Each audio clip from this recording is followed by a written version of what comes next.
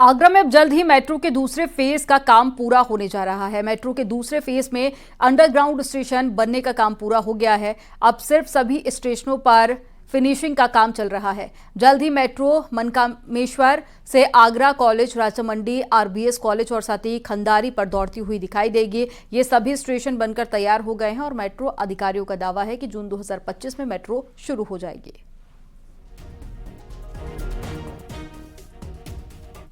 Tender award हो चुके हैं और आपको मालूम भी है प्रायोरिटी कॉरिडोर 6 किलोमीटर का हमने इसको मार्च 24 में एक रिकॉर्ड टाइम में पूरा करके पब्लिक सर्विस के लिए खोल दिया है।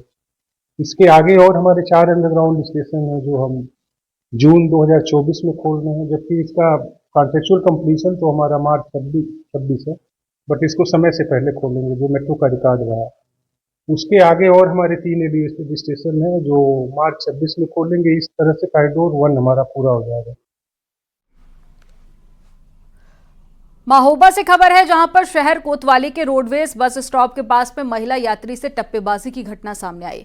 लड़कियों का गैंग इस टप्पेबाजी में एक्टिव है। महिला के शोर मचाने पर गैंग की एक लड़की बैग लेकर भाग रही थी, तभी राहगीर ने उसे पकड़ा और पुलिस के हवाले कर दिया।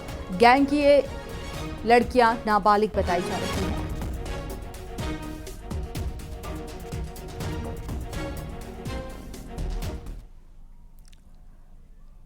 राजधानी देहरादून में क्राइम लिटरेचर फेस्टिवल 2024 का आयोजन शुरू हो गया है। शुक्रवार से शुरू हुए इस फेस्टिवल ने क्राइम फिक्शन पर काम कर रहे लेखकों और साथ ही पुलिस अफसरों के साथ में देश के अलग अलग क्षेत्रों से जुड़े लोग पहुंचे, जिन्होंने इस फेस्टिवल में अपने विचार रखे। इस फेस्टिवल का उद्देश्य लेखकों, पाठकों और साथ ही विचारशील व्यक्तियों को एक मंच पर लाना है। इस फेस्टिवल में गंगाजल अपहरण, राजनीति जैसी फिल्मों के निदेशक प्रकाश झा ने अपराध के तौर तरीकों से जिस तरह से बदलाव आ रहा है उस पर चिंता जताई गई और शनिवार को शुरू हुए इस कार्यक्रम में वरिष्ठ पत्रकारों के पैनल में समाज में अपराध, पुलिस पर इसका प्रभाव पर भी चिंतन किया गया। साथ ही देश में साइबर अपराध के साथ में महिला अपराध पर भी चर्चा की गई।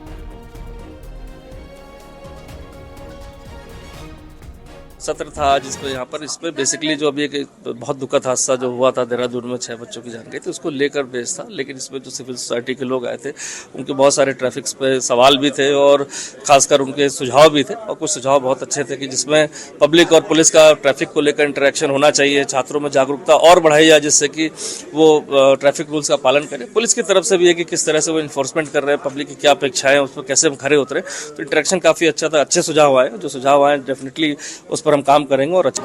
देखिए, मैं कहूँगा कि हमारा सेकंड एडिशन है, उसके बावजूद भी जो क्वालिटी इसमें आई है वो बहुत ही मतलब टॉप लेवल की, मान लीजिए प्रकाश झा सर जैसे लोग इसमें आ गए हैं तो कितना इसकी वैल्यू बढ़ गई है। ये फेस्टिवल का सेकंड एडिशन है। पहला एडिशन हमने लास्ट ईयर नवंबर में किया था और उससे हमें इनकरेजिंग रिस्पांस मिला, तो हमने ये सेकंड एडिशन किया है इस बार और इसमें हमने काफ़ी सारी नए लोगों को बुलाया है, crime related, OTT related, film related.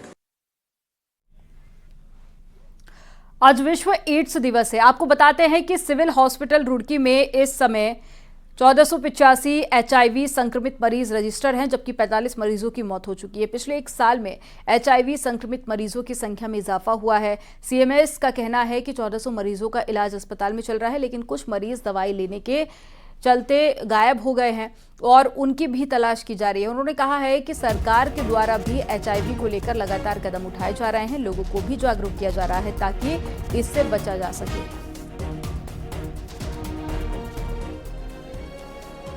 तो टोटल 1485 मरीज हमारे यहाँ टोटल रजिस्टर्ड हो चुकी हैं एक साल 1.5 साल के अंदर, और उसमें से लगभग 45 की मृत्यु भी हो गई है। कुछ पेशेंट हम लोगों ने ट्रांसफर आउट करे हैं डिफरेंट और जगह पे, जो कि जहाँ पे रहने वाले थे जो ट्रांसफ़र होकर चले गए हैं वो लोग वहाँ चले गए हैं। तो 1400 लोगों का लगभग इलाज हमारे यहाँ से चल रहा है। आज विश्व एड्स दिवस है। अल्मोड़ा के नर्सिंग कॉलेज में जागरूकता रैली निकाली गई और रैली नर्सिंग कॉलेज से लेकर कलेक्ट्रेट तक निकली और लोगों को HIV के बारे में जागरूक किया गया। इसके साथ ही कहा गया कि लोग सावधानी बरतें। तेजी से बढ़ रहे मरीजों की संख्या पर भी चिंता जाहिर की गई।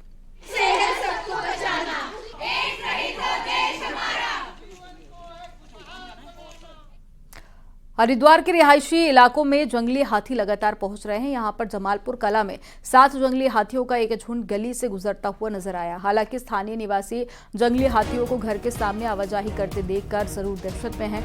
गौरतलब है कि आए दिन इस इलाके में जंगली हाथी चहलकदमी करते हुए नजर आते हैं। स्थानीय लोग लगातार वन विभाग से हाथियों पर रोक लगाने की मांग कर रहे हैं।